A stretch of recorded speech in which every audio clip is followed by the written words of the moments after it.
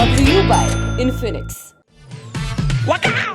Infinix लाया है साल के सबसे धमाकेदार डील सिर्फ फ्लिपकार्ट पर। नमस्कार, मेरा नाम दिव्यांशी सुमराव है। आप देख रहे हैं दी लंदन टॉप का डेली इकोनॉमिक बुलेटिन खर्चा पानी।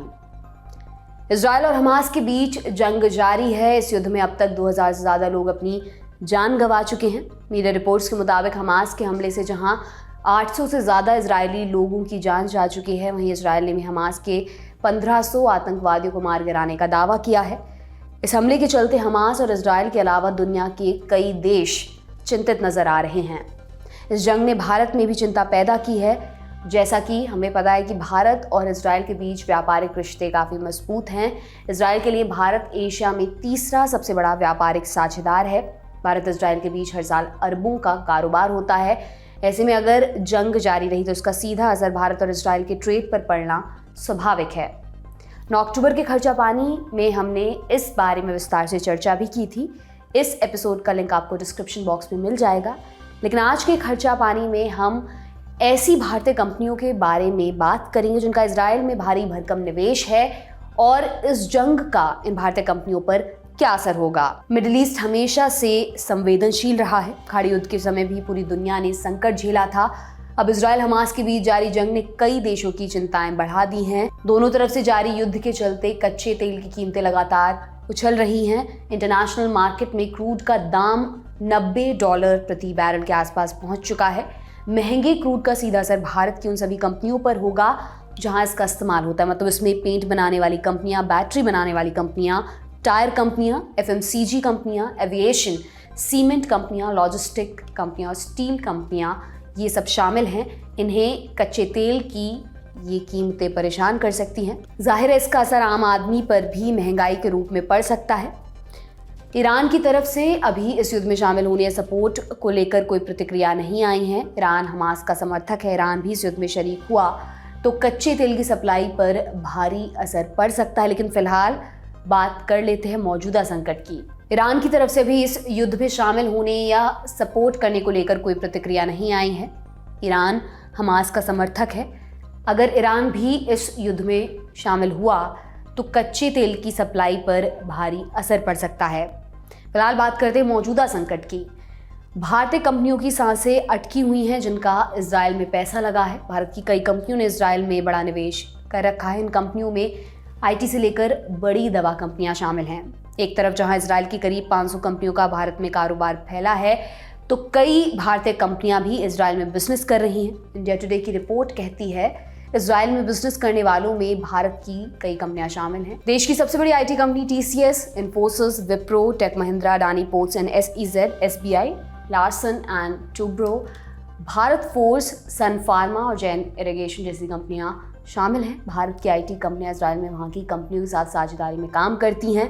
इन कंपनियों ने इजराइल में अपने दफ्तर और रिसर्च सेंटर्स भी खोल रखे हैं। टाटा समूह की कंपनी TCS के इजराइल में करीब 1100 कर्मचारी काम करते हैं। IT कंपनी ने इजराइल में अपना कारोबार साल 2005 में शुरू किया था। यह मिडिल ईस्ट में कारोबार शुरू करने वाली पहली भारतीय कंपनी बनी थी। TCS वहाँ कई बड़े प्रोजेक्ट्स पर काम कर रही है।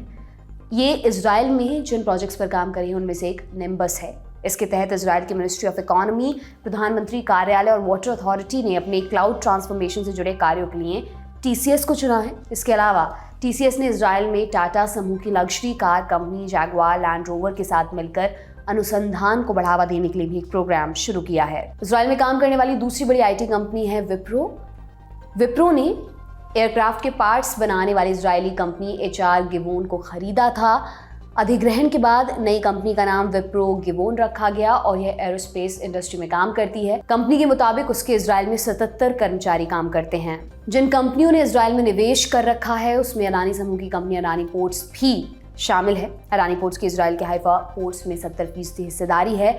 इजराइल की बड़ी दवा कंपनी टेरो फार्मा में सन फार्मा का काफ़ी पैसा लगा हुआ है। इसके अलावा दूसरी दवा कंपनियां जैसे डॉक्टर रेड्डी और ल्यूपिन, इन्होंने भी इजराइल में निवेश कर रखा है। अब आपको बताते हैं जो भारतीय कंपनियां इजराइल में बिजनेस कर रही हैं उन पर इसका क्या असर पड़ रहा है। 9 अक्टूबर के आंकड़ों पर नजर डालें तो इजराइल में बिजनेस करने वाली भारतीय कंपनियों के शेयरों में बड़ी गिरावट देखने को मिली थी। कंपनियों के शेयरों में दूसरे दिन यानी मंगलवार को भी उतार चढ़ाव दिखाई दिया।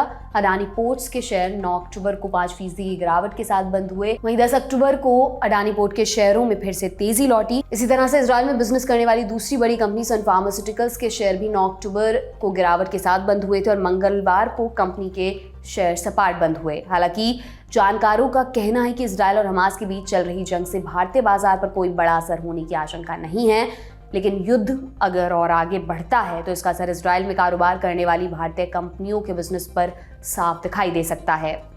आपको ये भी बताते चलें कि ग्लोबल ट्रेड रिसर्च इनिशिएटिव के आंकड़ों के मुताबिक फाइनेंशियल ईयर 2023 में भारत और इजराइल के बीच करीब 89,000 करोड़ रुपए का ट्रेड हुआ है। इस दौरान भारत ने इजराइल को करीब 71,000 करोड़ रुपए का सामान बेचा है, वहीं हमने इजराइल से 19,000 करोड़ रुपए का सामान खरीदा है। भारत और इजराइल के बीच जो भी व्यापार होता है वह इजराइल के 3 सबसे बड़े बंदरगाहों मसलन हाइफा, अशदोद और एलियट पोर्ट के जरिए होता है। इन पोर्ट्स के जरिए agri products, chemicals, electronics, machinery और वाहनों का शिपमेंट किया जाता है। ऐसे में अगर इजराइल के इन 3 सबसे बड़े बंदरगाहों में कामकाज में किसी तरह की बाधा आई तो दोनों देशों के बीच व्यापार पर भारी असर पड़ सकता है। जैसा कि हमने आपको पहले भी बताया कि भारत इजराइल को ज़्यादा सामान बेचता है, मतलब हमारे एक्सपोर्टर्स को इससे फ़ायदा हो रहा है। लेकिन अगर ये जंग जारी रही तो आने वाले वक्त में भारत के एक्सपोर्टर्स को इजराइल को सामान भेजने के लिए इंश्योरेंस का ज़्यादा प्रीमियम चुकाना पड़ सकता है। इसके साथ ही इन कारोबारियों की शिपिंग कॉस्ट भी बढ़ सकती है। ये था आज का खर्चा पानी दोस्तों। ये बुलेटिन आपके लिए लेकर आए थे हमारे साथी प्रदीप यादव। आप अपनी राय यहाँ कमेंट बॉक्स में ज़रूर दें। अगले एपिसोड तक अपना खूब ख्याल रखें। बहुत बहुत शुक्रिया।